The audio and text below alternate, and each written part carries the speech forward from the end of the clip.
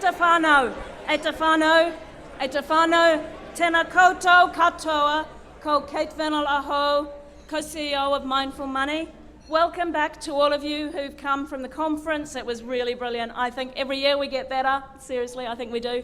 And welcome to those of you joining us at the awards. Next time, book both, seriously. So why are we all here?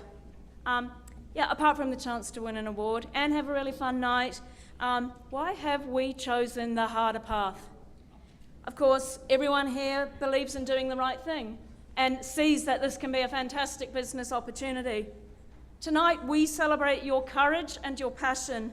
We honour all of you, those of you, all of us who are good. We are good. We are trying to do good. And we will give awards to the exemplars of best practice. Can you remember the moment in your life that started your journey to this place here tonight? For me, it was aged 11. I discovered that whales sing. I'm a musician, I always was. Does anyone remember National Geographic used to put those little records on the cover? I listened to one of those and I became absolutely obsessed with cetaceans, whales and dolphins. I found out that humpback whales remember their own version of a song 30 plus minutes long and that they embellish it each year like a great composer. That dolphins not only use advanced echolocation, but they communicate with each other in something like language. They behave in family groups. They behave like they care about each other. I started reading books from the library and I started to see some other pictures of whales and dolphins. I saw whales shot by industrial harpoons. I saw lakes of red in the sea. I saw whales on hooks having their blubber stripped off them. This was the early 80s. The rest of the world was also waking up to this horror and that it was driving species to extinction. In 1986, most nations agreed to a moratorium on whaling. An oil industry ended. Whale oil was replaced by jojoba and synthetic esters. Whale numbers have bounced back since, although they face new threats. So we can learn two lessons from this, that nature can be resilient if only we stop the harm. And secondly, that the ships, factories, they were ginormous, the infrastructure of the whaling industry lost value as whaling declined, an example of stranded assets. Like whaling, the big oil businesses of today will inevitably be a distant memory in the second half of our century. But vested interests tend to embark in a competitive race to the bottom. Ethical investment offers the way to stop this sooner when there is hope for recovery. So I do thank everyone in this room for your contribution to a better future as part of the ethical investing movement. It matters more than ever. Things are definitely darker and more volatile in 2025, and I know this has made it tougher for all of us. Kia kaha. Throughout history, the counter-reaction happens past the point of no return, when vested interests are really threatened. But as Tolstoy observed, history is the product of the small actions of all of us. Mindful Money's surveys show that 3/4 of Kiwis want their funds to be invested ethically and to support net zero by 2050. 2/3 want investment to make a positive impact. So a massive opportunity remains for all of us here tonight. How do we bridge the gap between desire and action? I suggest we help people to reconnect with their inner 11-year-old. Let's be careful about using our alphabet soup of ESG, SDG, SDFR, CRD, TNFD. I mean, yes, we have to do all of this. This is the stuff that matter. It does matter. It's the plumbing that makes our products work. But let's, as regulators, keep focus on the quality of outcomes, and let's share with Kiwis the real-world stories, such as some of we've heard today at this conference, whether it's rewiring Aotearoa, or whether it's the Toha network, of the things that are making the real difference. I want to share some positive stories about how capital is driving change. The European Commission announced last week it is well on track to meet 2030 targets of 55% renewable energy. I can announce that Mindful Money has removed 3 European power generation companies from our fossil fuel lists: Denmark's Ørsted, Austria's Verbund, and Spain's Iberdrola. are all now using renewable energy as a source of more than 95% of power generation. The renewable revolution is happening at exceptional pace. In Norway, 90% of cars sold last year were EVs. A country of 5.5 million, with remote rural towns, with windy roads, with a lot of hills. I don't think I need to labour the point. Global impact investing passed 1.6 trillion last year, the size of Spain's GDP. That's a G20 country. This summer on Tiritiri Matangi, which all of us actually have invested in through our rates, our taxes, our volunteer effort, our donations, a record 277 hihi fledged. The national population is 2,000, so a massive summer. 40 have been relocated to the Auckland mainland at Shakespeare Park. We all can dream that one day in our gardens and parks we may hear a hihi. So again, thank you to everyone here tonight. All power to your ethical investing mahi. You combine great financial outcomes with strong ethical values. I want to thank our award sponsors, particularly our major sponsors, Public Trust and Morningstar Sustainalytics, also our silver sponsors, Stewart Investors, and our general sponsors, Generate, Craig's, and Trust Management. And in addition, to thank the generous support of our community partners, Foundation North and Whakatupu Aotearoa. Tēnei te mihi atu kia koutou. Let me now introduce our MC for the evening, Jesse Mulligan. He is known to almost everyone here, a law graduate who took up stand-up comedy, a comedian who became a television current affairs host, a TV presenter who wrote for The Economist, a writer who became a restaurant reviewer, a food critic who became a national public radio host, a radio host who delivers AI briefings to business. That's pretty good. I couldn't do better than that. It's from his own website. So, his last big gig was the Aotearoa Music Awards. I will say that after his experience there, we had to do some reassurance that there weren't any current politicians in the audience. I think we may have forgotten to mention we had an ex-politician, but that ex-politician doesn't really have any strong opinions. In return, Jesse has promised that he will not do as many outfit changes. I mean, they were all brilliant. They were all really brilliant. Go watch it. I mean, he was showcasing a lot of great fashion, but he has said that he will not do so many. So thank you, Jesse. And now, please give a really warm welcome to Jesse Mulligan. Nō reira, tēnā koutou katoa.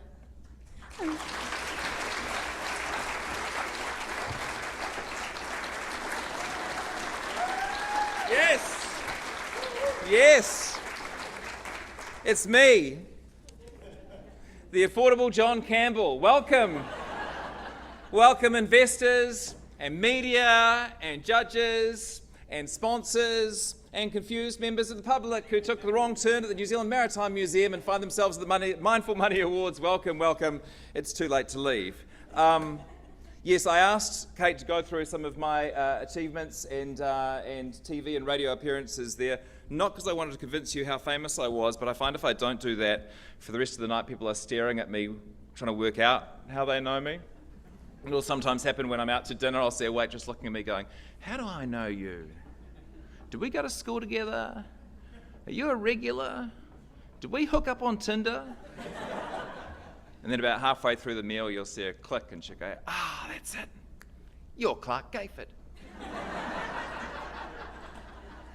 We did hook up on Tinder. So, RNZ, afternoons, and various other things. This is the third time I've been asked to do these awards, and it's a real pleasure. I look forward to it each year for reasons I'll explain in a moment. As Kate said, you catch me at a very busy time of year. Last week was the Aotearoa Music Awards, featuring many memorable performances from Stan Walker, Fur Patrol, and the Honourable Chris Bishop. And the awards went very well. Did anyone go, by the way? No, I didn't think there'd be much crossover. It's hard to be an awards MC. I'm not looking for your sympathy, just your understanding, because the people sort of... Okay, let me put it this way. When I was a stand-up comic, I'd sort of road test my jokes for months, and then I'd improve them and tinker with them and sometimes discard them. But when you do a high-profile job like the Music Awards, they still expect you to be funny, but you're writing jokes fresh for the event, and you only get to tell them once, and they either go very, very well or very, very badly, but you can't really tell beforehand which is which. So I thought it's always good to start with some humour, so I thought I'd share with you 2 jokes that I told at the Music Awards last week. One of them went very, very well, and one of them was just met by silence, which is weird when there's 2,000 people in the room with you. So, and I won't tell you which is which. Joke number 1. Switching now from established album makers to the talented new artists making waves. It's the award for Best Breakthrough Performer. And like a grown-up man buying a single ticket to the Minecraft movie, this is the one to keep an eye on.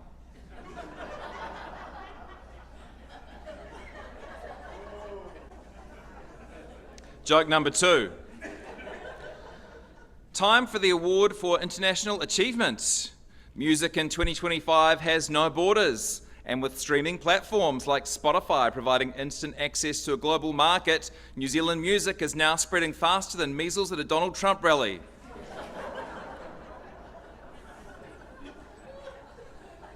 Okay, so you hated them both, but maybe you just haven't drunk as much. Anyway, the Minecraft one killed, and the Trump one went terribly, and I still have no idea why, but I guess that's the fun of the job, is you get to find out on the spot. To set the scene for tonight's awards, I wanted to do something which comes very tough for someone with a comedy background, which is to say something sincere. Not that we're not sincere people, but the good thing about doing comedy is you get instant feedback. You know whether you've done well or not. When you say something sincere, it's always a bit hard to know how it's landing. But I wanted to say something because this is my 3rd time, as I say, being invited to do this. And I wanted to say something about what these awards mean from my perspective. Last night I finished reading a book which is called Religion for Atheists, and it's by a philosopher, Alain de Botton. And the premise of the book is that even if we agree that God doesn't exist, we might also agree that there were elements of a religious society that served humanity pretty well, stuff that we miss when it's not there. Even the godless, the author says, can appreciate the guidance and comfort and art and architecture that religion gave us. And one of the best things about a church or a mosque or a temple was that it was a regular appointment to remind you what you believe in and how you wanted to live your life. Most Christians knew what it meant to be a good Christian, but they went to church anyway because they knew that the world was busy and full of many difficult moral choices, and without a weekly reminder of what the good life looked like, it was easy to slip into a bad one. Sort of a bit like a personal training session, right? We all know we want to go to the gym, but unless we have a regular appointment that we're signed up to, the chances are that when the alarm goes off at 6 a.m, we'll let ourselves off the hook. And so we get to ethical investment. And as Kate said, 75% of New Zealanders say they want to invest ethically. At the moment, I think around 20% have joined an ethical fund, and who can blame them? We are bombarded with messages telling us to be individualistic and opportunistic and hedonistic, but there are few online advertisements reminding us to be true to the values we believe in. Very few influencers showing how sexy it is to keep your pension fund out of fossil fuels. So for me, one of the best things that these awards do is, like church, they celebrate people taking the higher path, acting in accordance with what they believe in and creating ways to put your money where your heart is. With the barrage of intense messaging we get each day telling us to put ourselves first, this is one of the very few rooms in New Zealand where we commune and fly the flag for living with others and indeed our planet in mind. Which I know makes it sound like ethical investment is a kind of a binary choice between doing the right thing and acting in your self-interests. We know that isn't quite true. We know that ethical funds often perform as well or better than standard ones, and of course there is no self-interest as strong as continued human existence. But it's easy to forget that when you're on your phone scrolling Instagram. So thank you to Barry, to Kate and the team for creating a space to remind us all that the right way is inevitably the best way. So please show your gratitude and appreciation for them. I'm excited about the lineup tonight. We have some awards to give out and some interesting people to hear from. And our first guest speaker is another reminder that glamour can be compatible with sustainability. She is founder of Chia Sisters, was named on the Forbes 30 Under 30 for the Asia Pacific, former head of sustainability for New Zealand Trade and Enterprise, and co-founder of Business for Climate Action. Please welcome Florence Van Dyke.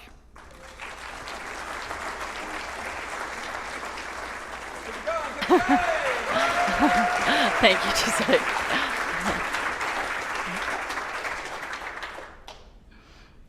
Haere takamua, takamuri, kua iwhai, tina koutou katoa, ko whangamoa te maunga, ko mahitahi te awa, ko aorere te moana, ko Florence tōku ingoa. Tēnei te mihi mahana kia koutou, tēnā koutou, tēnā koutou, tēnā koutou katoa. We've inherited today what was protected and what was not protected by generations before us. And now it's our turn. Each of us in this room has a role to play in where capital flows, in what gets invested in and what gets left behind, and in who gets left out. These choices, they shape the future, and we know that, yet we continue to operate with financial rules that don't reward long-term thinking. So my question tonight is, what would it look like to rewrite those rules, to reward long-term responsibility rather than stopping at short-term returns and the bias of familiarity? And I want to look at why, from where I stand, one of the greatest upheavals in the history of investment decision-making could be upon us.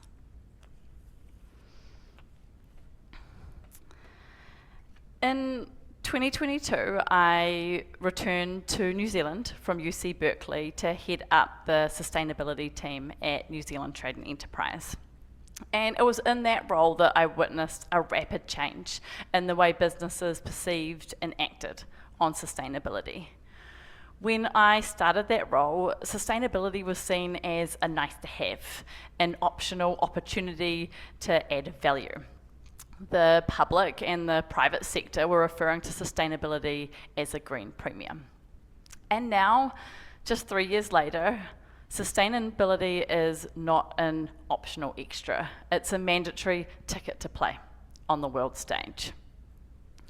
There has been a lot of ESG backlash over the last 12 to 18 months. There is less visibility from consumers in this space, but I want to share why, from where I stand, I think there are two sustainability trends that are tracking in one direction and that have the potential to upend global trade right across the world. And they are climate-related disclosures and nature accountability. So first is climate-related disclosures. In 2020, these didn't exist in any market around the world. Today, in 2025, we have 70% of New Zealand exports by value going to countries with climate-related disclosures proposed or in force. So what this means is large companies, usually listed companies, need to disclose not just their carbon footprint, but their climate risks and opportunities, and how those pertain to strategy and governance. And interestingly, in order to understand those climate risks, they need to understand risks in their supply chain. So effectively, the carbon footprint of their suppliers, which implicates hundreds of thousands of businesses around the world, including many exporters here in New Zealand. And despite the ESG backlash, these types of regulations don't just exist in the UK and Europe, which are leading the way in sustainability regulation. They're in markets in every region globally, in the likes of Japan and Singapore and Canada, India, and for businesses listed on the Beijing, Shenzhen, and Shanghai stock exchanges. And interestingly, in the United States, California has effectively mandated climate-related disclosures for the entire country. Because what it said is that any business with revenue over $500 million has to produce a climate-related disclosure for their company as a whole if they have $1 of revenue in California. So if there is any transaction at all in California, and New York is doing the same. In Australia, the ASRS is regulating thousands of companies coming into force 1st of July, just 3 weeks' time. And it's requiring not just risk, opportunity, strategy, and governance, but also information on how companies plan to reposition themselves in the face of the climate crisis. Some multinationals are acting even faster. The likes of Mars, McDonald's, Nestle are requiring that their suppliers not just share carbon footprints, but carbon reduction plans. And interestingly, we're seeing the Brussels effect in play. So what that means is that these large companies are applying that standard to their operations globally for consistency, not just in the markets where climate-related disclosures are regulated. So an example of how we see this play out in practice is the likes of McDonald's in China mandating its dairy and beef suppliers to share carbon reduction plans that reflect science-based targets. So about a 30% reduction in carbon emissions by 2030. That rule, which will apply to McDonald's globally, implicates hundreds of suppliers, including the likes of Fonterra here in New Zealand. And it's not just climate. As we heard today, nature accountability is next. It took nearly 3 decades to build the global infrastructure for climate, and that same process has taken just 11 years for nature. And as Kayla mentioned today as well, often nature dependencies, so things like water, like pollination, like soil, are more financially material for business than climate. This is something that I'm learning in real time at the moment.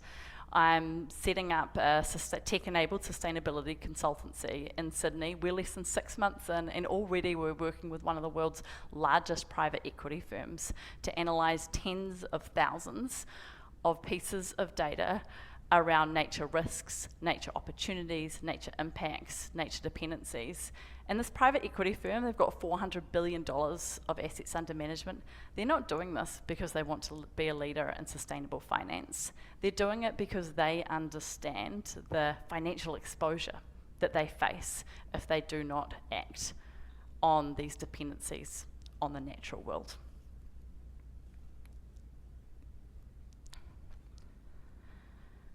People are not destructive by choice, but rather by design. Me, you, all of us, we want a healthy planet, but we've unintentionally trapped ourselves into protecting the now at the expense of the long term. The financial rules, the systems that we operate in, with rules like discount ratios that devalue the future, do not reward long-term thinking. They reward immediacy, familiarity, and profits in the next quarter. We do know what we want for the future, but we haven't, maybe until now, had the data to create the rules with the level of sophistication we need to get from here to there. Otherwise, why would businesses still ignore their impact on the planet when it is so clearly in every business's best interest to understand their climate risks and their climate opportunities? And why are we acting as though financial systems are neutral when even the data we do have shows that they're biased towards familiarity and towards the status quo? Climate-related disclosures are here and nature accountability is on its tail. These changes are the greatest regulatory changes for the finance and the corporate sector in a generation, and they can lead to the greatest change in investment decision-making in a generation too. Because these regulations will provide access to data from what the World Economic Forum has named the greatest risks to the economy. Access to data from tens of thousands of the world's largest businesses that dominate that global economy, and access to data that will be publicly available from the outset. If we act on that data, then we can use it to make objective, long-term, data-driven decisions for the long-term future of the planet. Decisions on risks that at a business level, up until now, we've only been able to, at best, guess at. So from where I stand, what I want to see is intergenerational thinking in finance, where firstly, Long-term value is given its due weight. And secondly, where investment decision making is made without a bias towards familiarity. And now we can have that opportunity, because within the next 24 months, tens of thousands of companies will disclose their climate risks and opportunities. That influx of data will have the capacity to reshape how capital decisions are made if we choose to act on it. Because for the very first time, we're going to be able to use this data to compare climate risk alongside financial risk, to compare long-term planetary impacts alongside short-term returns. And with this visibility comes responsibility. One of the biggest barriers to intergenerational thinking in finance is no longer technical, it's human. And we all have the ability to overcome that. And now for factor 2, the bias towards familiarity. I want to share a personal story. 10 years ago, I co-founded Chia Sisters, a health beverage company, with my sister, Chloe. We're athletes and we wanted a nutritious drink to fuel our days. And our business grew as we started to realize that others wanted nutritious beverages as well. And as our business grew, we decided that we wanted to do business in a way that had a positive impact on the planet. And we wanted to see if that could be profitable. So we tested it. Firstly, we paid our staff the living wage, including everyone on the bottling line in the factory. One of the next steps that we made was to measure and reduce our carbon emissions, even as we grew. So we insulated our bottling line, we shifted to electric vehicles, and we lined our factory with solar panels. We grew, and we did so profitably. But then we tried to raise investment. We had a solar-powered factory with triple capacity. We had traction in export markets, including being on the shelves in Erewhon, largely considered the most premium grocery chain in the world. We were in 1,000 stores across New Zealand. We'd been asked by Whole Foods to pitch. Since then, we've tripled our revenue. We've entered 300 stores in Australia, and we have an EBITDA of 15%. But we didn't raise a cent. At the time, I took it personally, but looking back, it was systemic. Only 11 out of every 100 businesses that are funded in New Zealand are founded and led by women. And when women do raise, it's only 1/6 of the amount of their male counterparts. This experience taught me that finance doesn't always flow towards what's working. It flows towards what's familiar. It flows towards the status quo. If even we, who were profitable, growing, values-led, high-performing, if we couldn't get investment, then who else is missing out? And what does that say about what we value and the merits of the rules that we're making, that we're using to make these investment decisions?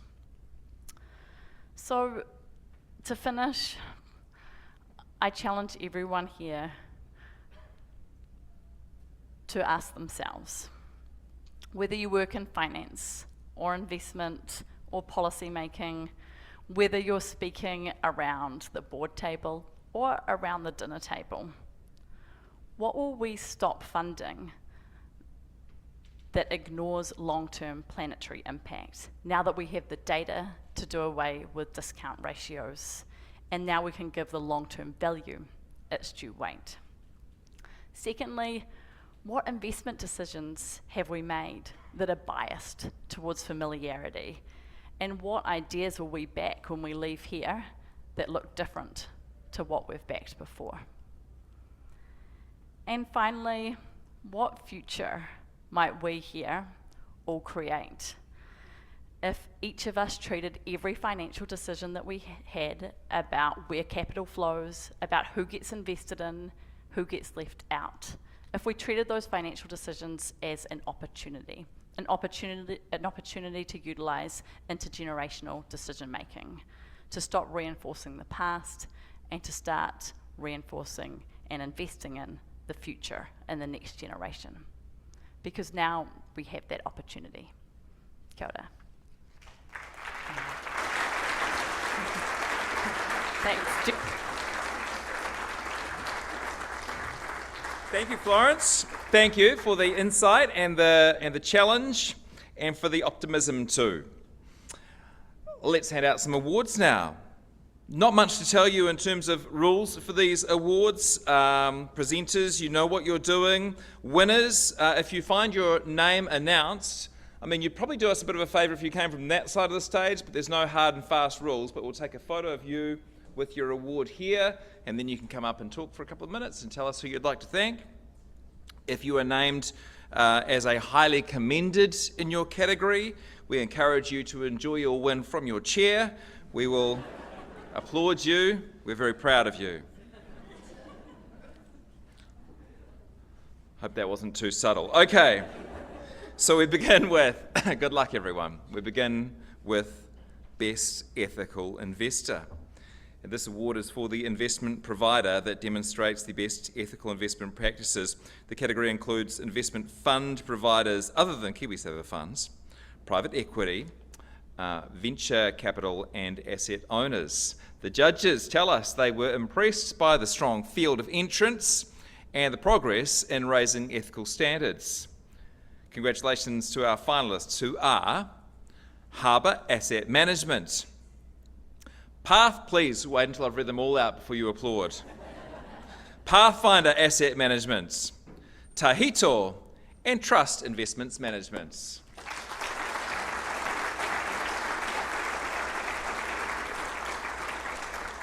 Claire Brabant from Minter Ellison Rudd Watts, a big support partner for Mindful Money. Could you please come to the stage, and you guys can make a little round of applause for Claire as she makes her way up. Welcome.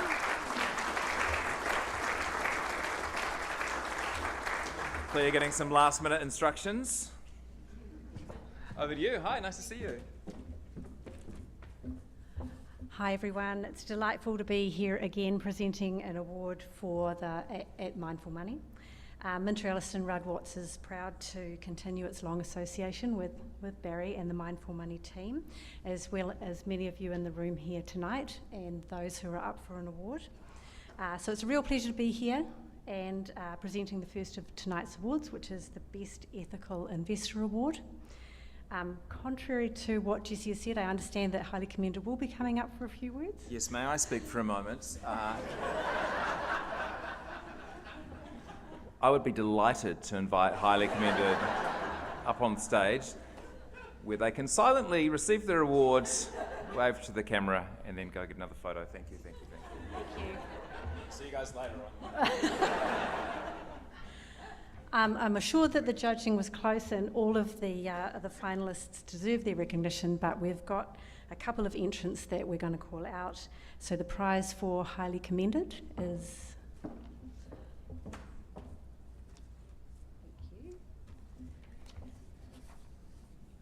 Harbour Asset Management.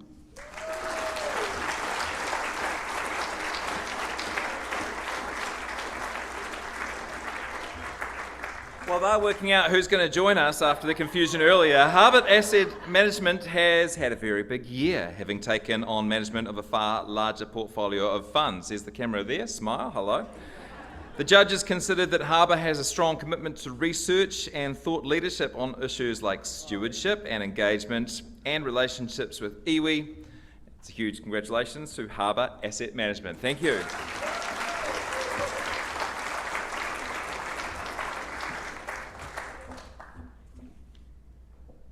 And the winner of the Best Ethical Investor Award for 2025. Thank you for the drum roll, Pathfinder Asset Management.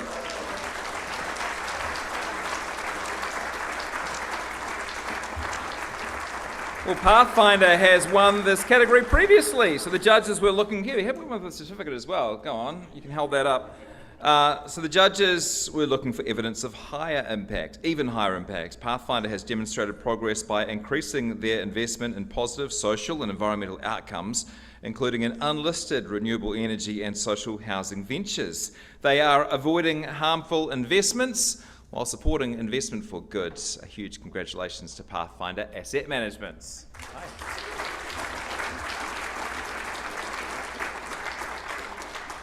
Thank you. Hi, I'm Lily. I'm the creative director at Pathfinder, accepting this on behalf of the team. Recently, I was a bit late to it, but I've been listening to the Reith Lectures, the BBC Reith Lectures with Ben Ansell, who's a political scientist, so the 2023 ones. And he's talking about the future of democracy. And he talks about democracy as being this middle ground between tyranny and anarchy. And he describes its key characteristic as being agreeable disagreement, which I think is a really lovely corollary to ethical investing, which is a way for citizens to signal their values. It's a way to influence power by asserting your democratic right to vote with your money through your investments. Choosing not to invest in weapons because you don't want to profit from suffering, even though you're into security, is an example, I think, of agreeably disagreeing. When extractive methods and short-termism are in vogue and instead you invest in renewable and regenerative, that's agreeable disagreement. So thank you, everyone, Mindful Money, for recognising Pathfinder as the best ethical investor. It's a big win for our investment team and the processes and principles we use to make financial decisions, but the biggest thank you goes to our investors, those who have voted to allocate capital with the aim of reducing harm and respecting people, our planet, and animals. We believe that exercising your right to vote with your investments sends a signal about what's right and wrong. And while we won't all agree, we don't need to, because it's enough of a privilege to have the freedom to take a position, especially when that position is about individual wealth and collective well-being. Thank you. Well done.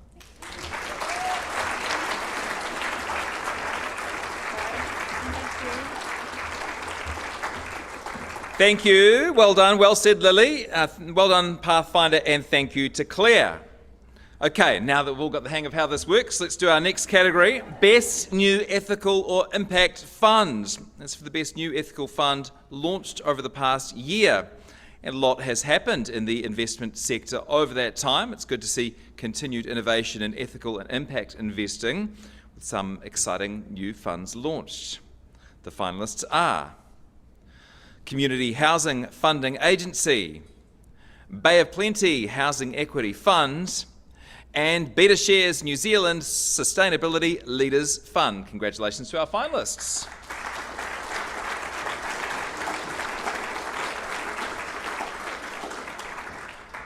And please welcome Michelle Sui, who is Chair of the Board for Foundation North, a community sponsor for Mindful Money, to present this award.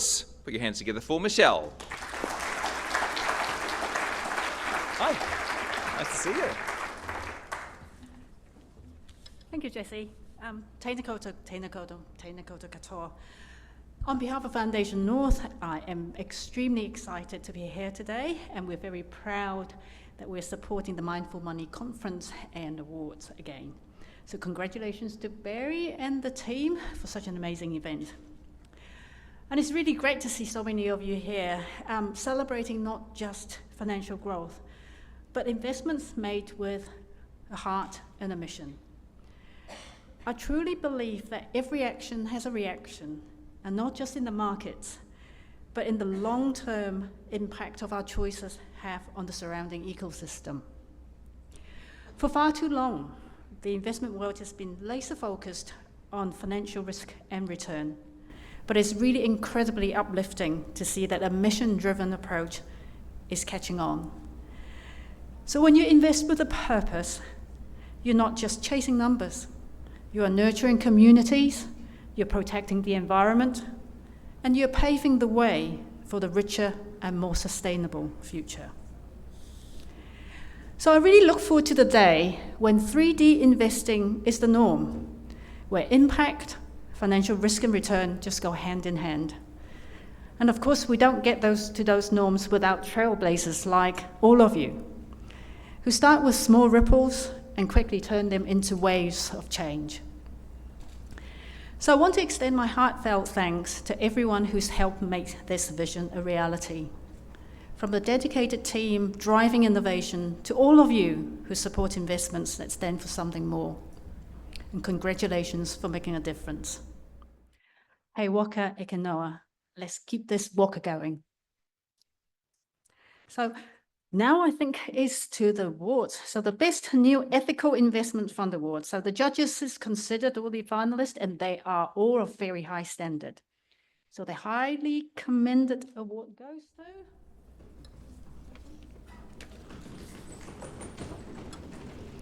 the Bay of Plenty Housing Equity Fund.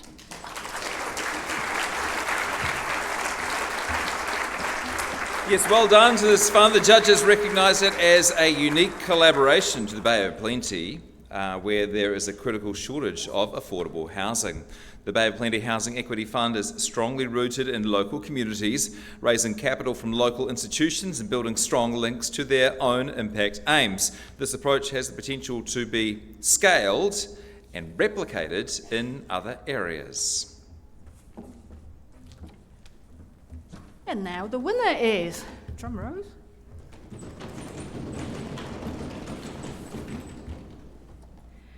the Community Housing Funding Agency.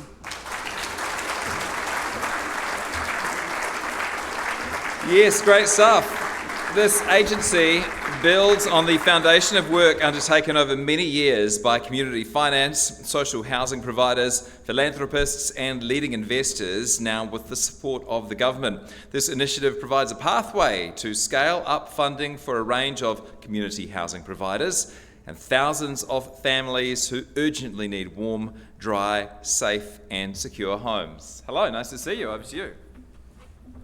Tēnā koutou. Well, this is exciting and a real privilege, so thank you. I'd like to start by acknowledging our fellow finalists. It's really inspiring seeing the amazing mahi that everyone in this room is doing. And also want to thank Mindful Money, not just for this award, but for being such a shining light in this country when it comes to responsible investing. So thank you to the whole team, and particularly the leadership of Kate and Barry. It really is amazing what you do. I'm really privileged to be part of a team that loves our country and wants to make a difference. And aren't I lucky that the whole team and board are here tonight. So team, well done. This is our award for 6 years of big work. And last year, the sort of big key next step for our sort of fight for this country was launching the Community Housing Funding Agency. And it was launched in November. We've now got the support of the government in impact investing, which is a pretty special milestone. And we've already delivered over $100 million to charities around the country to provide affordable housing. And we're excited that over the next 5 years, we think that will exceed $1 billion. So thank you to everyone and have a great night. This way, guys. This way. Yeah, we have, well done. We've got a little photo wall over there, so while you have your trophy and are feeling fresh, we'll take a photo of you over at the winners wall as well. Congratulations. Thanks, Michelle. Next up, the Best Overseas Ethical Funds for the fund that is actively marketed in New Zealand, the Best Overseas Ethical Fund that's actively marketed in New Zealand. The judges were looking for overall excellence in all aspects of funds management. Well done to all our finalists. They are the Australian Ethical Australian Shares Fund, Beta Shares Global Sustainability Leaders Fund, and Stewart Investors Worldwide Leaders Sustainability Funds. Well done to all our finalists.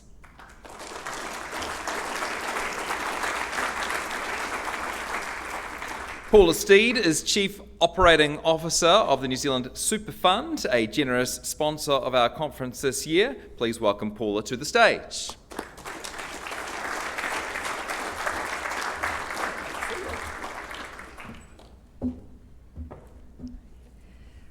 Tēnā koutou katoa. It's a real privilege to be here tonight and to present the award for the Best Overseas Ethical Fund. Thank you to Mindful Money for giving us this opportunity and the important work that you do shining a light on responsible investment.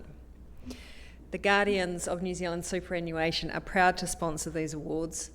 Our purpose is sustainable investment delivering strong returns for all New Zealanders. We believe that investing responsibly is not only the right thing to do, it is essential to building long-term value. As a global investor, we're committed to supporting companies around the world that are helping to create a more sustainable, inclusive and resilient future. That's why this award is so meaningful. It recognises global funds that are not only accessible to New Zealanders, but that also lead the way in ethical investing. So the exciting part, the awards announcement. The judges were impressed by the outstanding quality of all of the entries and our finalists, who show strong experience and expertise. So there was a very close contender in this category, so I'm excited to announce a highly commended award to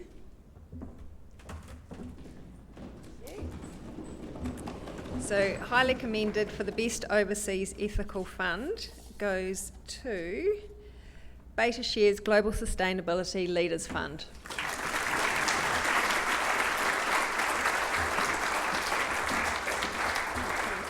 Yes, well done. Come on up. The judges were impressed by the clear and strong framework to exclude companies that cause harm. They said it was a particular strength, coupled with positive criteria to invest in companies with high carbon efficiency or a high level of avoided emissions. Congratulations to Beta Shares.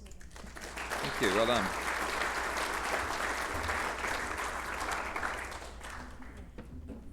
Thank you. And now I'm delighted to announce that the winner of the Best Overseas Ethical Fund is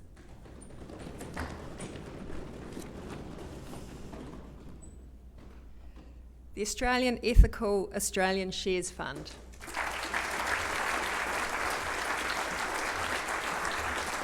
Yes, go the Aussies. The judges commended them on their approach to systemic investment issues, such as the risks from further fossil fuel expansion and support for alternatives to animal testing. They also welcomed their stewardship approach, engaging to raise standards, documenting the outcomes and divesting when sufficient change is not achieved.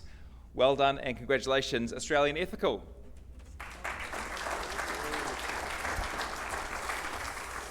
Kia ora. True to label, I'll keep this short. In 1882, it's slow burn, that one. In 1882, New Zealand started debating about whether it was ethical to export frozen lamb to the UK. What does that have to do with Australian ethical investments? Very little, but Florence was really impressive and mentioned exporting.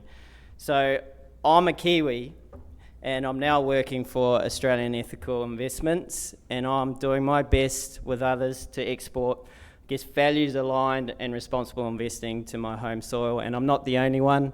Our portfolio manager of over 15 years is a Cantab, albeit South Islander, and our CEO is an Aucklander. So this award does hit different and means a lot around the office, so really appreciate it. I think it's important always to mention Mindful Money, Barry and Kate. What you're doing is creating a really special community in New Zealand, and we're just privileged to be a part of the conversation. So a big thank you to you and your team. Thank you very much.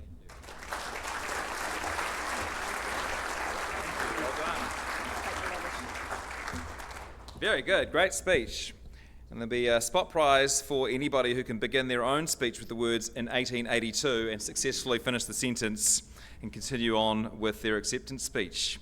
Well done to Australian Ethical. Now to Best Media Reporting on Ethical and Impact Investments.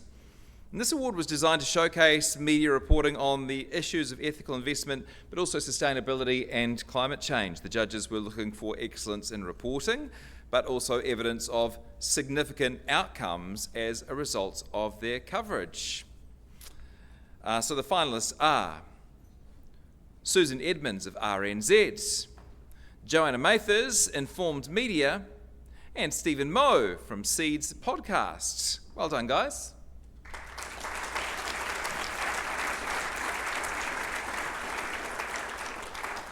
Dean Hegarty is co-CEO of the Responsible Investment Association of Australasia, one of Mindful Money's most valued partners. He's very organised, he's already at the stage. I'd like to encourage that among future sponsors. Please welcome Dean. Kia ora, thank you. Ko Dean Hegarty, toko ingoa, no whakatua hau, very proud South Islander, so I don't know what the issue is with the Cantab there. Very happy to be presenting this award, and like many others, want to give a massive call out to Kate and Barry for all the work that is done on an ongoing basis to deliver and promote ethical investing right across the country and give people a really tangible way to look inside their funds and where their investments are sitting. I think an award like this is really important at a time like this when there's lots of noise in the market coming from different parts of the world, no one in particular, but actually what is happening on the ground and where a lot of the capital is flowing is really in line with a lot of the things that we've seen. And I think we are continuing to see capital all across the world at both the retail but also an institutional level align with ethical outcomes. What is true, though, is that we are in a more complex, complicated time, and telling our stories well becomes significantly more important in a time like that. Media and journalists have a significant amount of opportunity and a big responsibility, and if they get it right, they can, they can do a wonderful job and help us. If they get it wrong, they can cause a lot of damage. So with that in mind, really pleased to be presenting this award and to see that this award has grown over the years in terms of those who are submitting for it. With that in mind, I believe actually, just to make things even more difficult, we've got 2 commendations in the award. Yep. So the first one, for the best media reporting on ethical investment, goes to Susan Edmonds from Radio New Zealand.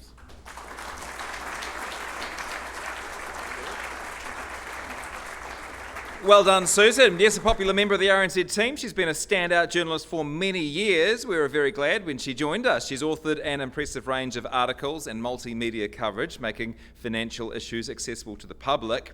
These include strong coverage of ethical and sustainable finance. The scale of her output is remarkable. I'm always surprised how often I hear her on Morning Report, and her work's syndication across multiple media outlets reflects both its quality and its relevance. Well done to Susan.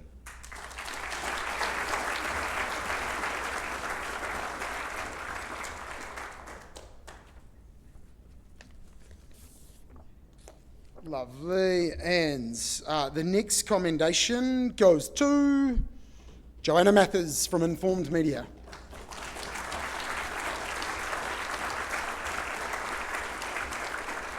Yeah, the judges wanted to recognise a strong commitment to sustainability and ethical investing by the Informed Investor magazine and its editor, Joanna. Regular, sustained coverage of ethical investing, rather than just relying on one-off features, is a powerful way to normalise these conversations in the investment community. Well done, Joanna.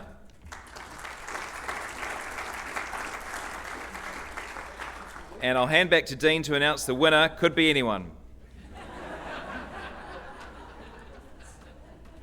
Suspense is killing us. I'm going to go with Stephen Moe, C's Podcast. Congratulations, mate.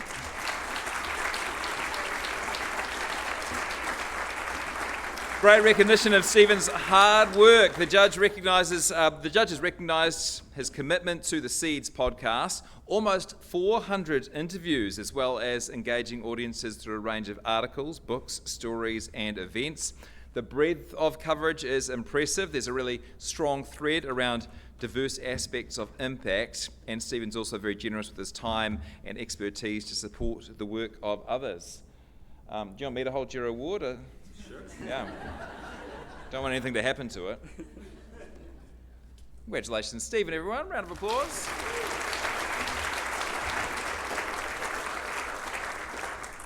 Tēnā koutou katoa. Thank you. This is really a nice acknowledgement. I want to acknowledge my fellow finalists. Joanna and Susan, I think you're doing amazing work, and it's really good to see this being recognized as a category. Thank you to Mindful Money, Kate, Barry, and the whole team. If anyone wants Barry's life story, I interviewed him Proceedings, so, have a listen. I actually work as a lawyer, so this is a little bit kind of a, what hat am I wearing here? But when I was working as a lawyer, I kept meeting amazing, inspiring people, and nobody knew their story. And I thought, what can I do about this? And this was 2017. And so I started a podcast, and I've now interviewed 447 people in the last 8 years, once a week, which takes a little bit of time, but I've really enjoyed connecting with people and getting stories out. And it's led to conferences and other things as well. But something like this isn't about an individual, it's about a community. And I'm really grateful for this community here. And I'm grateful for all of the guests that I've had on. And I want to acknowledge my family, Ellie, my wife, who can't be here, but I've got 4 children as well. And so we're quite busy as a household, so I acknowledge all that she allows me and frees me up to do. I also want to acknowledge my Perryfield Lawyers team, where the other hat I wear, so they free me up to be able to do these sorts of things. And the last acknowledgement, there's a whole bunch of community finance people over here, so I want to acknowledge them. I'm the chair of that board, so it's great that you're all here for this as well. Bonus. Seeds look like they're dead, but if you plant them and give them the right conditions, they can grow. Each of you are planting seeds of different kinds. The mahi and the work that you're doing will grow, it will come up. And we may not sit in the shade of those trees, but it's still important to plant the seeds. Thank you.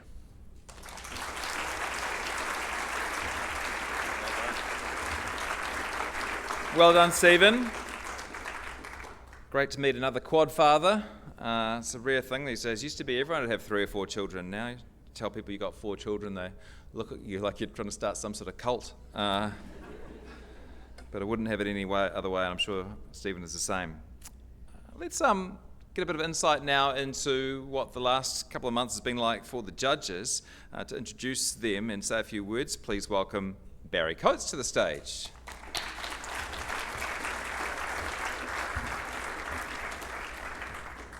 Thank you, Jesse. This is really just a quick word to say thanks to the judges. I mean, the credibility of these awards relies entirely on their skills, experience, and objectivity. You know, these are intended to be serious awards, not pay-to-play awards. The judges take their role very seriously. And there were 24 judges this year, so 3 judges in each of 8 categories. And we're deeply grateful for the time and effort they put in. I want to introduce Matt Mims as one of the judges to talk a little bit about the judging process. Welcome to Matt Mims, founder and managing director of the Investment Store. Matt. Kia ora, tēnā koutou katoa. Thank you very much, Barry. And just wanted to start by saying in 1880, sorry, I'll leave the gags to you. Yeah. Look, seriously, many thanks, Barry, and the team at Mindful Money, again, for this afternoon's conference, which I think many of you attended, and also for the award ceremony. I first met Barry back in 2008. It was actually at a responsible investment conference held at the university, and it was held in front of a fraction of the number of people here. So really big congratulations to Barry and the team for not only running these events, putting them on the industry calendar, but also, I think as somebody said earlier, on building a responsible investment community. It's really valuable. It obviously comes at a very interesting juncture for responsible investing. At the moment, we seem to be witnessing a bit of an ESG backlash, and I think 2 people have mentioned this before, in some parts of the world at least. I think a lot of the criticism is obviously geopolitically derived, and whilst it's important to take note of perhaps some of the more valid criticisms where they exist, of course, it's also important to remember and I think articulate the undoubted importance and merits of responsible investing by necessity as we move to a more sustainable economy and financial system. I think to paraphrase one of our speakers earlier on, in the years to come, I'm sure the direction and the ensuing outcomes of responsible investing will be obvious to all.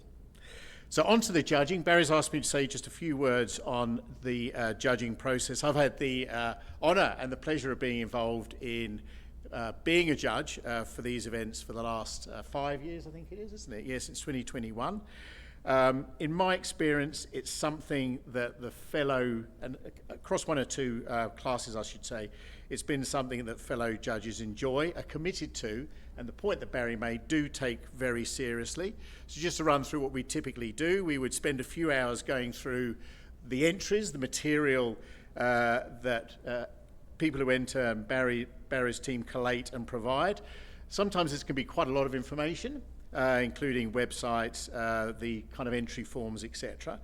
As I said, there's a lot of information there, and then what we'll do is we'll submit an individual provisional score on how we think each entry stacks up, and they're always obviously of a very high quality.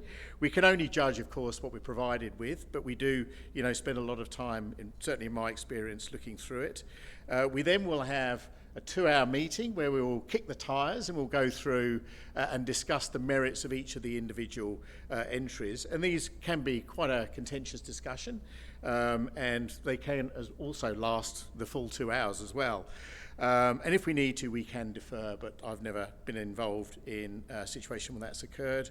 And then we will painstakingly, with some detail, arrive at a winner, which we will agree to by consensus, which I said can be quite a challenge. So overall, a thorough, in-depth exercise with a high degree of integrity, but also taken very seriously. So thank you once again, Barry, and congratulations to all the entrants, all the finalists, and all the winners. Thank you very much.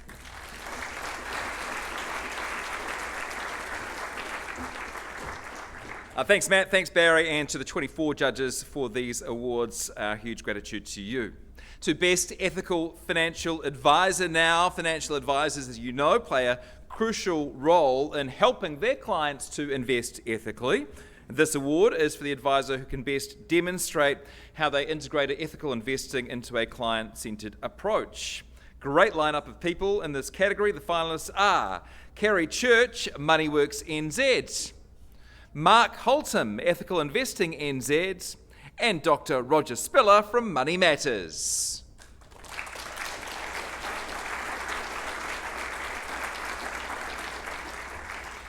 Stewart Investors is a generous sponsor for the conference and the awards. Kate Machin, could I welcome you onto the stage to present the awards, please? Here she is, ladies and gentlemen, Kate Machin. Hi. Tina koutou katoa. Eta ake ana u Eta ate ana u urunga e te whenua o Ngāti Whatua Orake.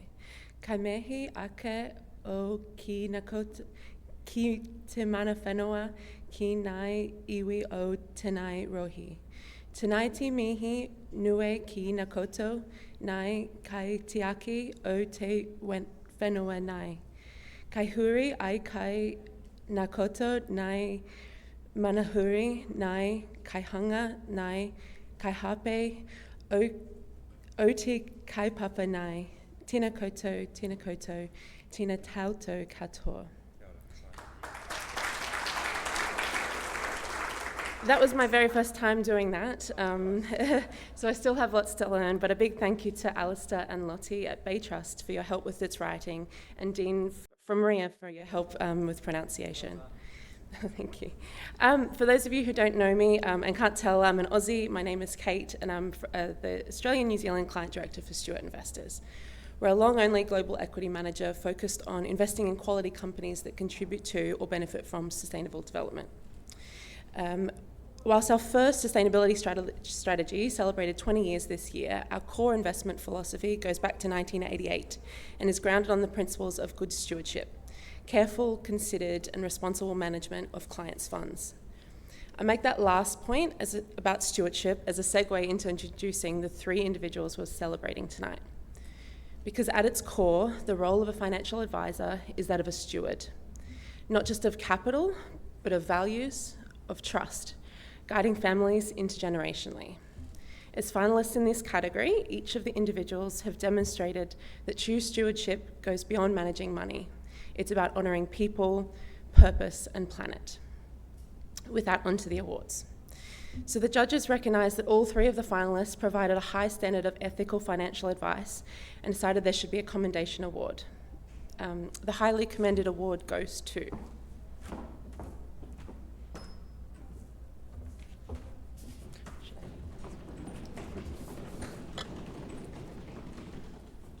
Mark Holtham.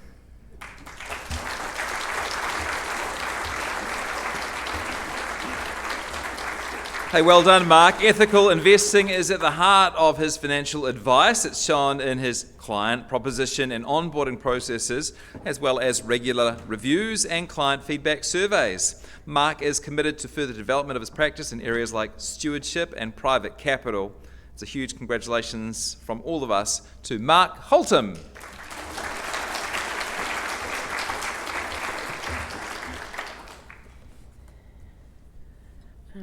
It is rare that there's ever a joint winner of these awards. This year, however, the judges decided that there were two outstanding financial advisors who both deserve the winner award.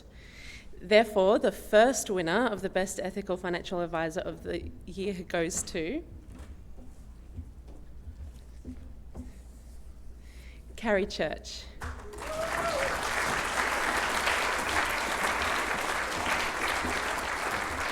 Yes, well done, Kerry. The judges were particularly impressed by the commitment shown by you to undertake thorough research and climate consultation so that ethical issues are integrated throughout your client advice processes. Kerry is generous with her advice and support for others in her community and across the financial advice sector.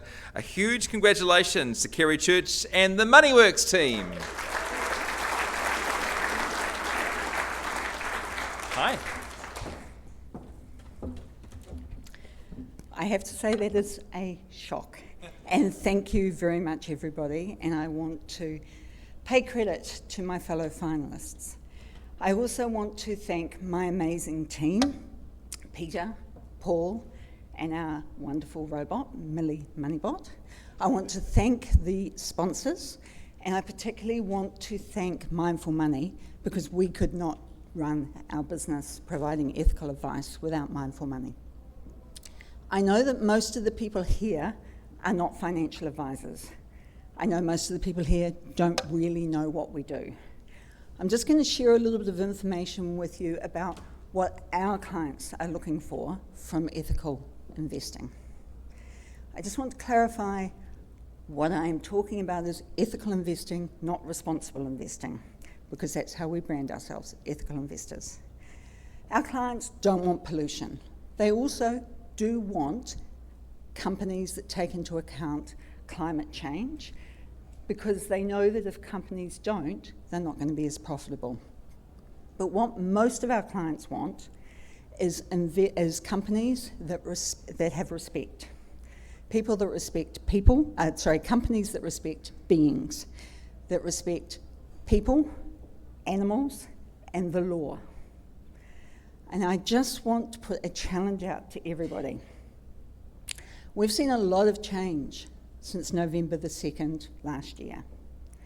For many, many decades, we've taken it for granted that our companies and our governments in the Western world are going to act without bribery, corruption, fraud, and bullying. That's no longer the case. And I want to know when our industry is going to start having a conversation about what those four things look like and what they mean in the companies that we're investing in. Thank you, everybody.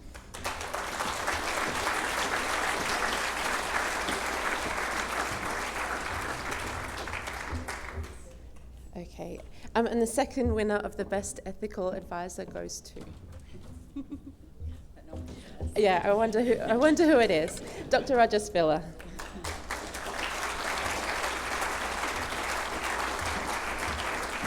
Well, Roger has played a key role in the development of ethical investing in Aotearoa, New Zealand. He continues to deepen the practice of advice on ethical and impact investment, both for money matters and for the sector as a whole. His client-centred approach provides tailored ethical investment advice and follow-up reviews. Give it up for Dr. Roger Spiller.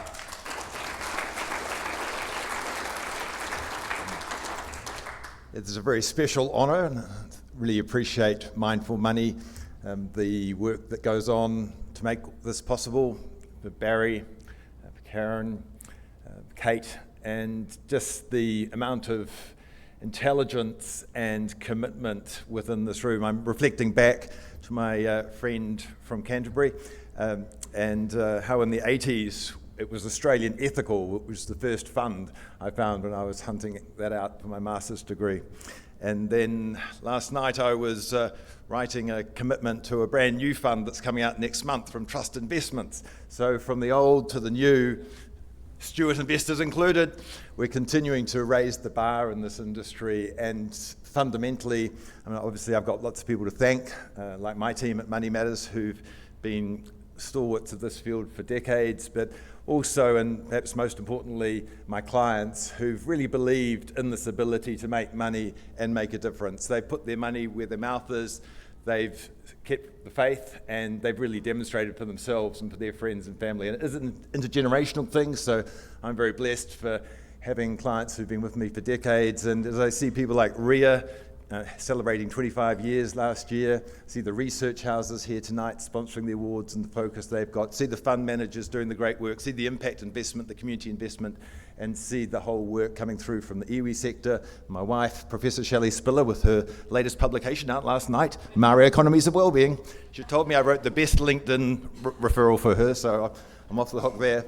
But nevertheless, there's all sorts of interesting work going on, and I think we all share this mission of creating more impact, more environmental and social impact, creating more economic wealth, and making more of a difference. So it's lovely to be part of this family. Again, heartfelt thanks to Mindful Money and for all of you for being on this journey. Kia kaha. Thank you.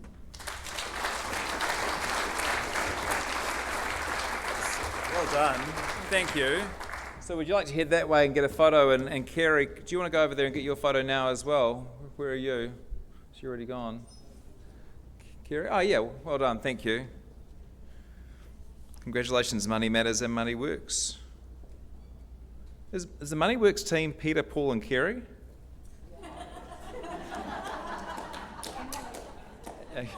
It's very good. It's like having a team called John. Don't worry, let's move on.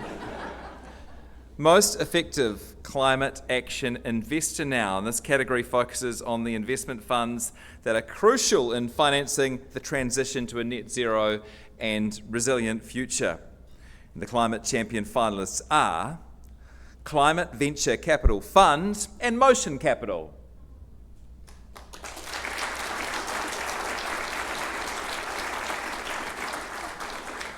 John O'Broom, hello, New Zealand representative for the research provider Morningstar Sustainalytics, a generous sponsor of these awards. Over to you to hand them out. Hello. Hi everyone, and shout out to Kate for the acknowledgement of country, putting us Kiwi Pākehā to shame there, so well done. So yeah, I did have a little bit of a script, but I was sat there during the climate panel earlier today, and we were talking about the year 2050 and obviously the Paris targets and what temperature alignment we would reach at that time. And it actually reminded me of a TikTok that I saw earlier this week. All will become clear. It wasn't me dancing. And it was about an important milestone that we actually reached on Monday, which was the 2nd of June 2025. Does anyone in the room know what that milestone is?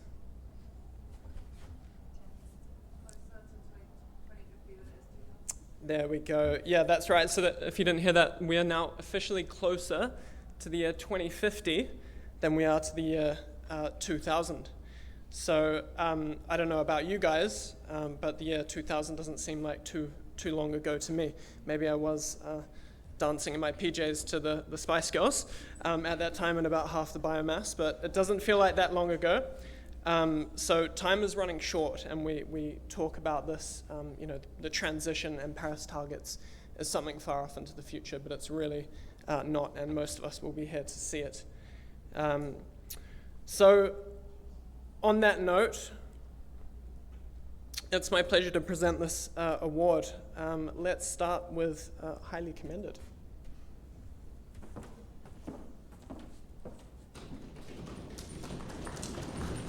Drum roll. Highly commended goes to Climate Venture Capital Fund Series.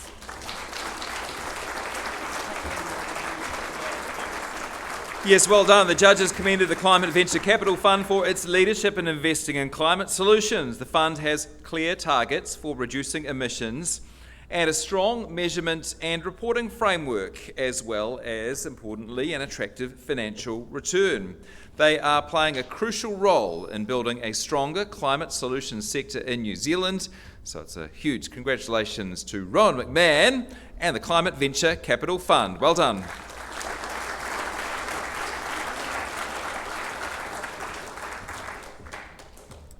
Over to you for the winner.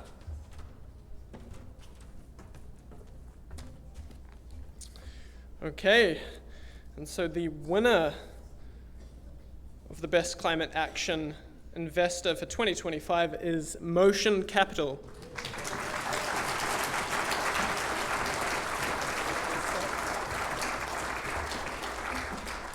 Thanks, Jono. Yeah, the judges appreciated the innovative approach that Motion Capital is bringing to the creation of a climate-focused venture capital fund. As a relatively new fund, they are already leading capital raisers and using strong climate alignment and selection processes to identify companies with high impact and growth potential. Well done, Lachlan Nixon and Motion Capital. Hi. Well, nice to see you.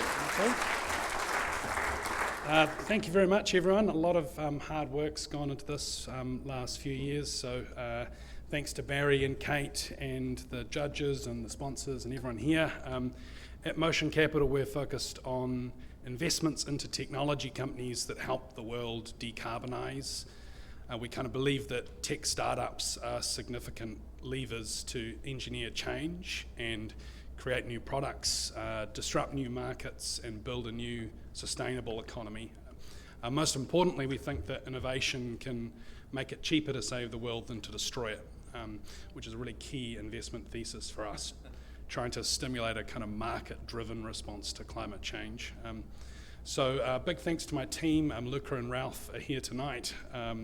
Also thanks to our investors who have really supported us to get going, and most importantly to the companies that we've invested in. We've got 8 fantastic portfolio companies now, and it's really their mahi that enables our impact. So thank you very much.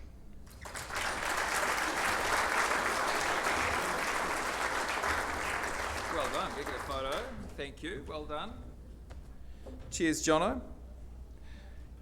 And with respect to Jono's comment, I can now confirm that we're closer to the end of the ceremony than we are to the beginning, by some margin. To Best Impact Investor. This award is for funds that invest for positive impact as well as for financial return, and particularly those that can demonstrate how they contribute to the growth and success of those investments. Here are the finalists. They are Community Housing Funding Agency, Purpose Capital, and Soul Capital.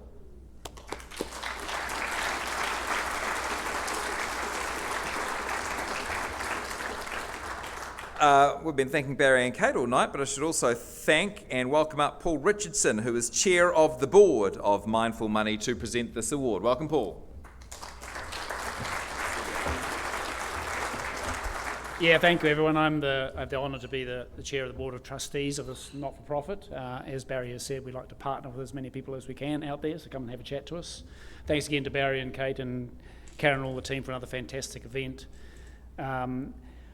Back in the late 70s, when I was at uni, mind you if I could remember it, I probably wasn't there, but back there I discovered a book called Small is Beautiful by E.F. Schumacher, subtitled Economics as If People Mattered, and it made a big impact on me, and I still remember it. One of the key aspects of that was that just because something is small and nascent, it doesn't mean you can't succeed against great obstacles over a long period of time, which segues a lot into these awards.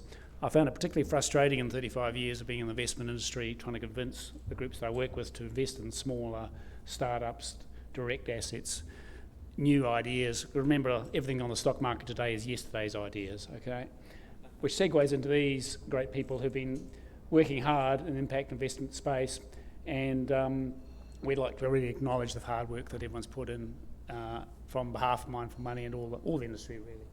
So the 3 finalists were deemed to be extremely impressive, and if I can look for a highly commended award, and we have a drum roll usually.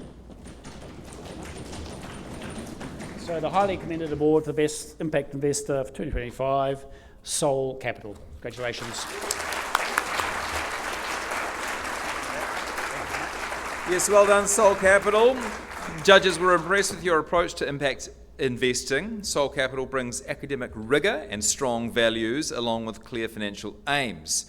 Their portfolio includes exciting and impactful investments ranging from seed funding to scale up. And there is a clear articulation of impact linked to the focus of the founders and a robust theory of change. Oh, you can come on up for a photo, that's fine. I'm just chatting about you. A nice, oh, that jacket's going to come across so nice on film. Yeah. Congratulations to Soul Capital.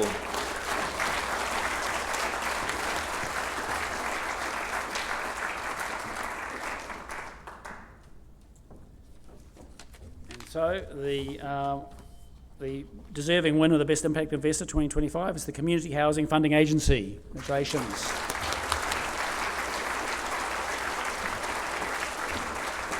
Hey, welcome back. The judges were impressed by the strategic approach which scales up finance for community housing through credit ratings for bonds, risk guarantees and enhanced liquidity. This makes it an attractive investment for mainstream fund managers, including many in this room, and lowers the cost of financing for community housing providers. The agency is an important step towards addressing the lack of affordable housing, one of our most urgent social challenges.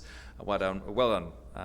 Please, more applause for the Community Housing Funding Agency. Hi. Nice work. Thanks, very cool. Good to see you. Did I interview you? Yes. Yeah. And you were great. Well, this is really special. Thank you so much. And again, really want to acknowledge the amazing finalists we were privileged to be with. The mahi they do is really special. So we're in fine company. A little bit on our why and how.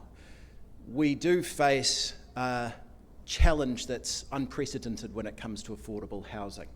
Nearly 80% of renters in New Zealand now need a government subsidy. You know, isn't that extraordinary? We have so many people now on the waiting list for what we used to call a state home. It would take $13 billion just to deal with the current demand, let alone all the people that need it in the future. So for us, a challenge of that scale, a multi-billion-dollar challenge, requires a multi-billion-dollar solution. And like the theme of so many of what we've heard tonight, it requires us to all come together. Because the thing that should give us hope is that we've also never had more money in this country. So for all of us in the endeavours we're doing, whether it's for climate or social causes, there's $300 billion that we can channel into making the world a better place in our little country. And launching the Community Housing Funding Agency last year for us is the big moment where we want to bring all of us together. And if we bring banks, fund managers, the government now, and our leading charities all together, we really can do this. And so I think we should also be very hopeful in this time that sometimes feels a little depressing. We can and are going to make a difference. We're now doing over 250 million, so $250 million of loans to charities. And in 3 to 5 years, we will crack over $1 billion. So let's do this, all of us together. Thank you again.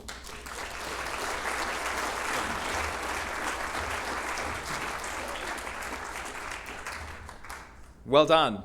Just one more now for Best Ethical KiwiSaver Fund Provider. Hotly contested. Despite a turbulent market and policy changes underway, KiwiSaver funds have continued to grow into a significant pool of domestic capital, now totalling over $110 billion. Not only are these funds providing much needed income for retirement, they also have the potential to provide significant public benefits through ethical and impact investing. So our final award is for the KiwiSaver provider that demonstrates the best ethical investment practices. There are 2 finalists. They are Generate KiwiSaver and Pathfinder Asset Management.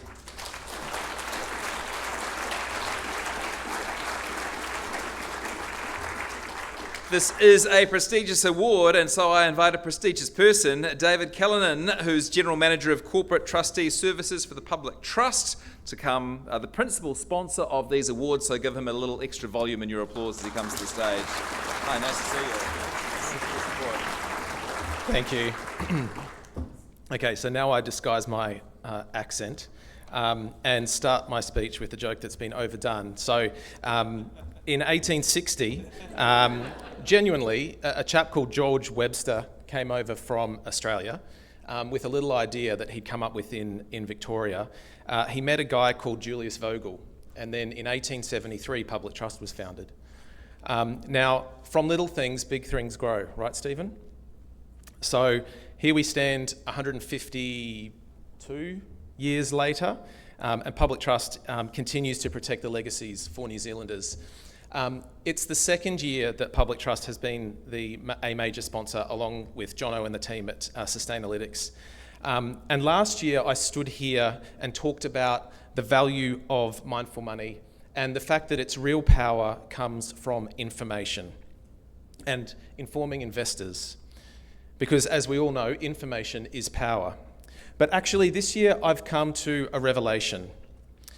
Information is like a gym membership. It only works if you actually use it. And that's where our two nominees come in. While many are still reading the fine print or stuck in committee meetings, these two fund managers are out there doing the mahi. They're not just talking about ethical investing, they're walking the talk. Composting the spreadsheets, reducing excuses, repurposing investment infrastructure, and recycling the best ideas.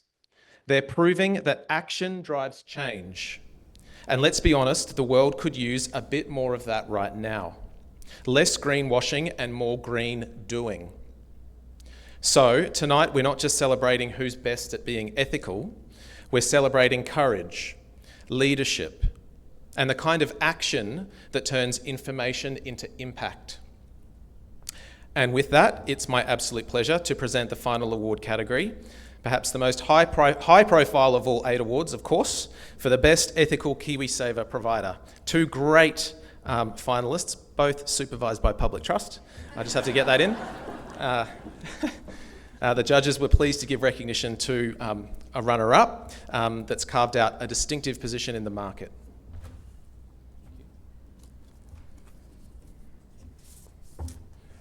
And the highly commended award goes to Generate KiwiSaver.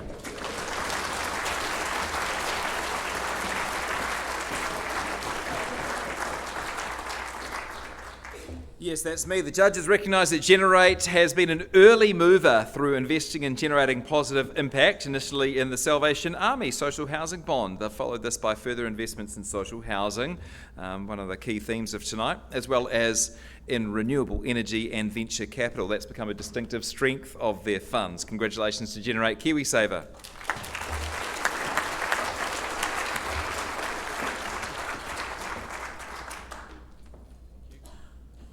Okay, you know who you are. Lily, John, the whole team. The final award for 2025, the winner of the Best Ethical KiwiSaver Provider is Pathfinder.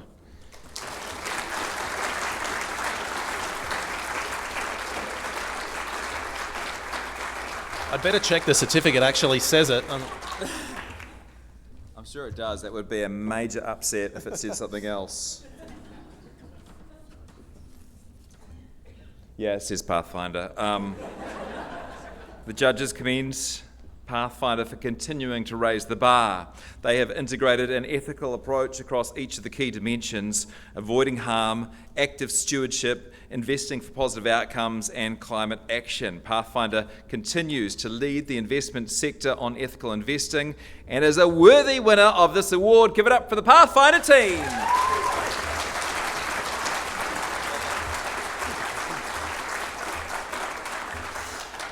Kia ora everyone. As David mentioned, he is the supervisor of Pathfinder, so normally I'm quite serious in my interactions with him, but right now, David, I just want to hug you. Honestly, it's a privilege for Pathfinder to win this award. Thank you to all the judges in the room for judging our category and all the other categories. Thank you to Mindful Money, to Barry and Kate and Karen for your industry leadership. We need people like you in our industry driving that transparency. Thank you to our Pathfinder KiwiSaver members. We do our work for you. There's probably many in the room tonight. Thank you for believing in our mission to generate individual wealth and collective wellbeing. And massive, massive thank you to the Pathfinder team sitting over there for their passion and their dedication and belief in our work around ethical investing. So at the core of finance is not about money, it's actually about people. And I want to acknowledge the hard work and mahi of all the people in the room here, the fund managers, the financial advisors, the accountants and lawyers, the private equity managers, the venture capital managers and the journalists. Thank you for your work in ethical and responsible investing. And what I say to you is I encourage you to stay hopeful, to continue striving through ethical investing and responsible investing to create a better future. Thank you.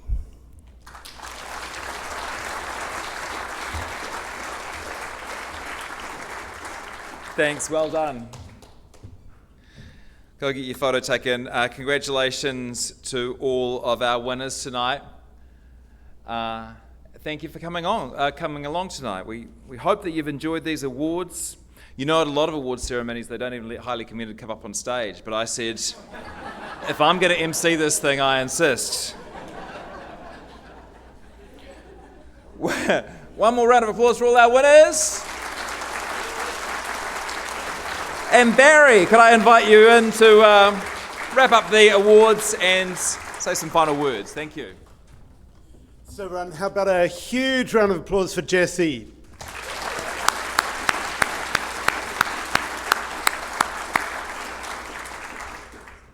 Jesse, you really hit the right note. You always do. And the wonderful thing is backed up by your values and who you are as a person. So we are so grateful for you coming along and doing these awards.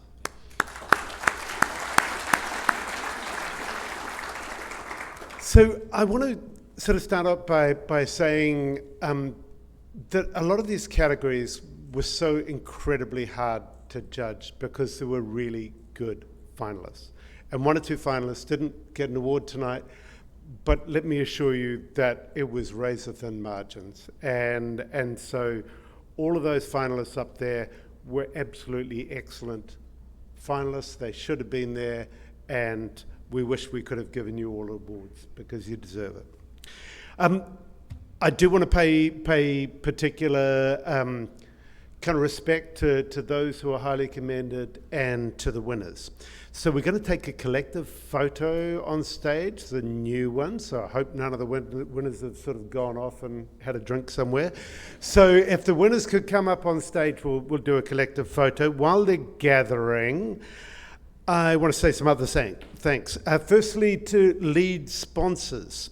So firstly, lead sponsors, Public Trust, and Morningstar Sustainalytics. Thank you so much to you guys for being lead sponsors. To silver sponsor, Stewart Investors, general sponsors, Generate KiwiSaver, Craig's Investment Partners, and Trust Investment. So thank you all very much. I also want to thank Florence for a great speech to kick us off. I thought that was just a really great start to the event and full of some really good insights and some of the stuff about the being brave and investing for the next generation and investing for the future and doing things differently will stay with us. Thank you so much, Florence.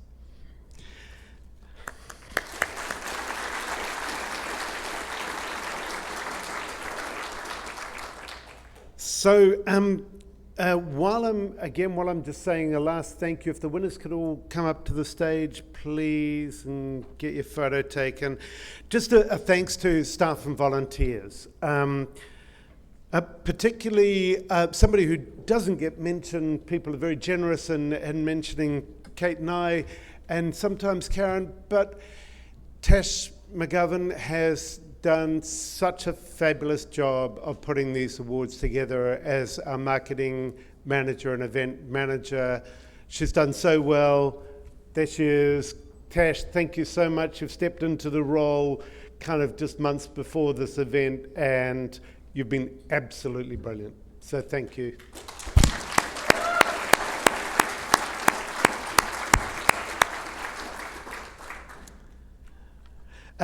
So now onto the stage, please. Let's take a photo. I should count. There should be 8. 9. 9. Thank you.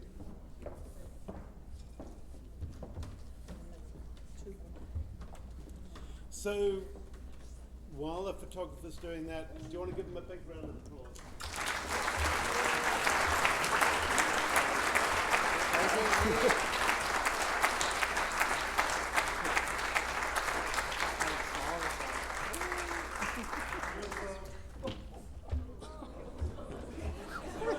Lucky. Oh, it gets better. Okay, so that's it for another year. Stay a while to network, enjoy the food and drink. And then at about 8 o'clock, we'll go off and have some drinks elsewhere, a place called Parasol and Swing, which is just a few doors down in Viaduct Harbour. We might stay late. They'll stay open, I think. So that would be a good chance to see people, talk to people. But above all, thank you all very much for all coming along, for celebrating, for being here, for being part of this completely awesome community. Ngā mihi nui, nā reira, tēnā koutou, tēnā koutou, tēnā tātou katoa. Tihei moriora. Thank you.